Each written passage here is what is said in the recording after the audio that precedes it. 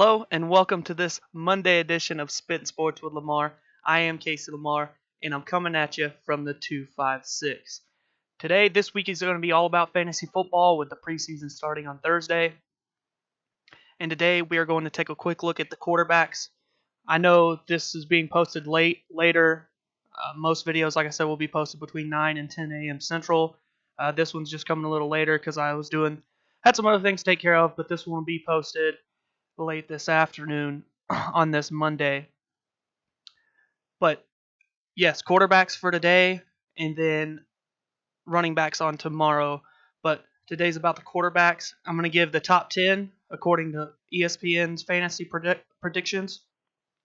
I'm going to point out a couple notable rankings. Then I'm going to give you a couple good people that I think you should pick up or if you can, be on the lookout for.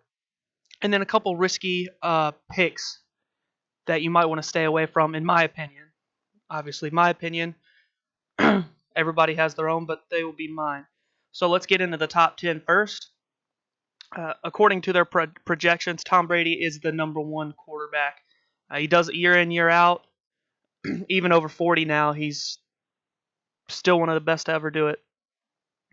So he comes in at number one. Number two is an interesting one to me, even though he tears up the league every year.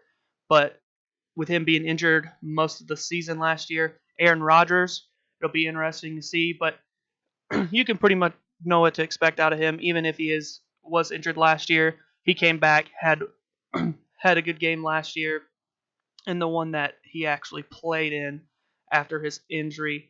Another injured quarterback, Carson Wentz, with his ACL last year. It'll be really interesting to see, but they have him at number 3, which is kind of surprising to me, but you would expect and hope that he could get back to where he was, but he's number 3. Cam Newton, always going to be a quality quarterback for you. Huge, 6'5", built like a brick wall, run and throw, but Cam Newton comes in at 4. Now this one is probably which I'll talk about him more. 5, they have Andrew Luck, who did not play in a single game last season. Andrew Luck's 5. Russell Wilson, last year he was running for his life most of the time and it was either 1 or 2 in total points out of the quarterback position. But he was running for his life most of the time. But they have Russell Wilson projected at 6 coming into this season. Ben Roethlisberger, another guy, you know what you're going to get out of him. He's going to play through injury, and he's just going to be out there and he's going to ball for the Pittsburgh Steelers. Matt Stafford, up and down in his career, one of the top 3 highest paid quarterbacks in the league. More losses than wins in his career, but he is at 8. And then the next 2 are tied together because of the teams. But Kirk Cousins signed to go to the Minnesota Vikings. He finally got a contract instead of playing on the franchise tag with the Redskins. But he's in Minnesota this season, and he's at 9. Then Alex Smith, the guy that the Redskins traded for to be their next quarterback, he checks in at number 10. I will get into some notable rankings here. Drew Brees came in at 11th, just outside the top 10. Deshaun Watson checks in at 12. Matt Ryan was 14th. Patrick Mahomes is in the top half at 15th. And Jimmy Garoppolo is 16th. Then a couple that are low in the rankings that were a surprise for me, which last year wasn't the kind of season that he was looking for in the Raiders. Derek Carr comes in at 26th. He's 26th to start the preseason rankings. Jameis Winston, we all know he's going to be suspended to start the year, but he's 27th. And the reason I listed Jameis Winston on here because he's suspended, and 2, he's ahead of Joe Flacco. Joe Flacco is the 29th ranked quarterback. He's the lowest of the people that you know is going to start this season. Obviously, they expect Lamar Jackson to get some playing time, but nowhere near what Joe Flacco's going to get. Joe Flacco's the guy they signed to a $100 million contract. But he is 29th. The only other guy that some people expect to start, but he's going to be split, is A.J. McCarron that was lower. A.J. McCarron was 30th, but obviously he's probably going to split a lot of time this season. But yes, Joe Flacco comes in at 29th.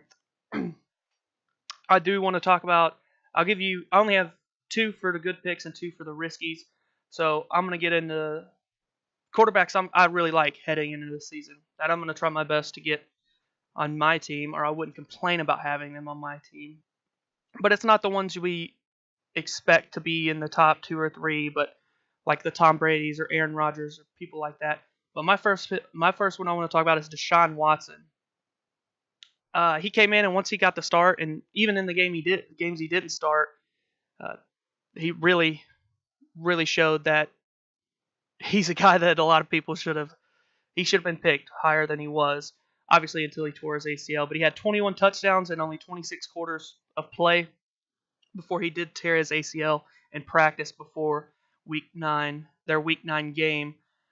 He's young. Obviously, he's only 22 years old, and he proved he can make plays, and play at the highest level.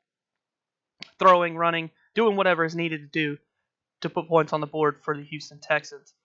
He did have efficiency problems last year.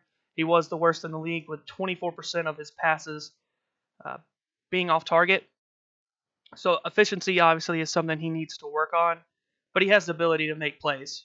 So he's always dangerous, whether it's with his legs or with his arm. He proved he can get it done regardless of how inefficient he could be. Obviously, over time, that could become a problem.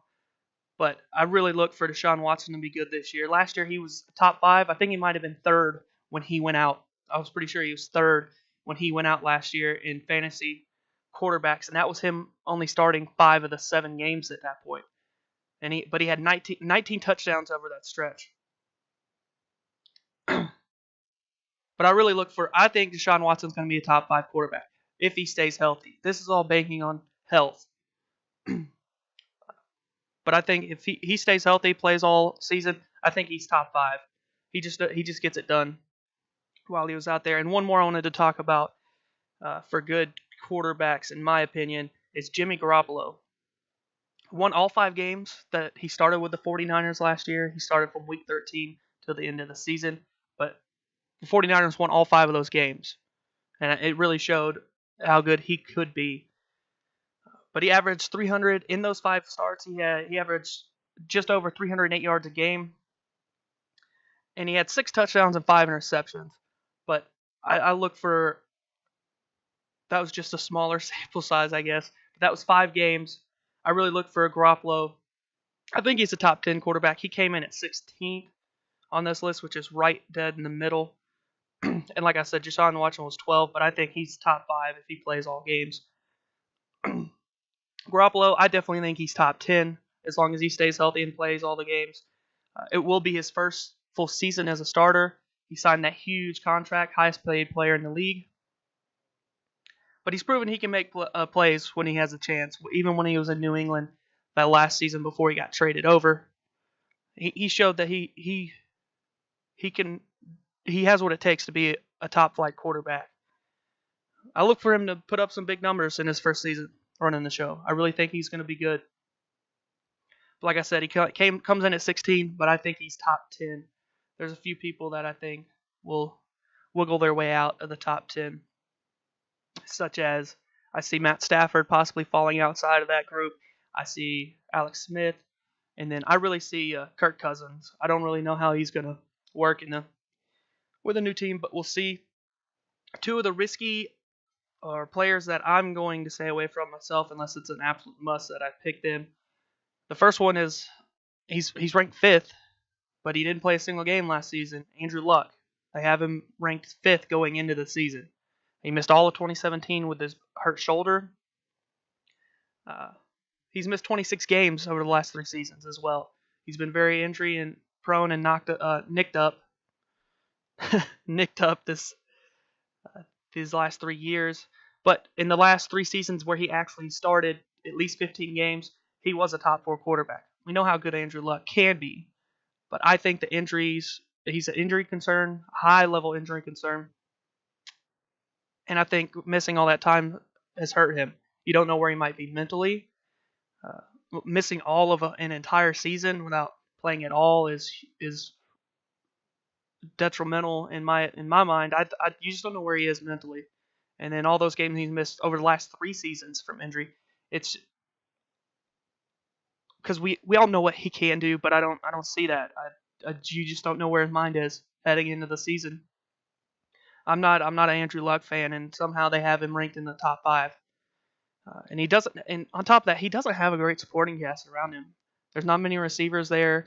They're probably the worst team in their division overall. You just don't know where he's going to be after missing all that time and with shoulder issues. That's not something that's good either, because he's a quarterback. He throws the ball. That's what he does. My next one was Patrick Mahomes. I think he's got such a good supporting cast. He'll be better than if he were with a lesser team. I guess you could say a team that doesn't have the people they have. But his tight ends and receivers they're top flight. They're some of the tops in the league as a group. But he's ranked 15th coming into this year. That's ahead of Garoppolo. And this guy played one game. He played in a single game his rookie year, and he's ahead of Garoppolo, who went to a team that looked like they weren't going to win a single game all season. And then he's a starting quarterback. They win 5 in a row, all 5 games he starts to finish the year. But it was a Week 17 start against the Denver Broncos, in which the Chiefs did win, 27-24. He was 22 of 35 for 284, no touchdowns and an interception. He had 7 rushes for 10 yards in that game. Like I said, he's got an amazing supporting cast with the receivers and tight ends that they have there. That will help him immensely, but putting him, if it comes down to him on his shoulders, where he's the one who has to make that throw or that play to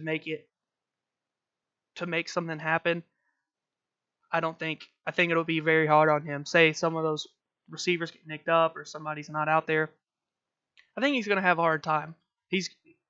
I guess the supporting cast is part of why he is ranked so high, but there's a lot of hype behind the guy where we've seen him play in one game. He's played in one game. So I don't really like that. It's, like I said, very, very small sample to know what you're really going to get or feel from Mahomes. But like I said, I am skeptical because you don't really know what you are going to get from him. High expectations with him being a first-round draft pick and all that. But it's just hard. It's hard for me to see him being a top 15 quarterback. He's got the receivers and the people around him to do that, which that might propel him into that situation. But this year, it's his team. So we'll see what happens. But I don't think he's a top 15 pick. And I think as far as your number one quarterback, especially your number one quarterback, he's not the guy that you want to pick up. But that will be all for today. But like I said, the rest of the week, everything will be back on track for how it should be in the morning, being posted in the morning between 9 and 10. But I am going to close with that is all for this episode and my talk about the quarterbacks. Tomorrow we will discuss the running backs for Tuesday, and then Wednesday is receivers, Thursday tight ends, and Friday will be defense and special teams. But I look forward to getting the rest of these videos out to you on time for the rest of the week. And again, I apologize for not having it out on time today. But this has been Spittin' Sports with Lamar. I am Casey Lamar, and I look forward to talking to you all again tomorrow.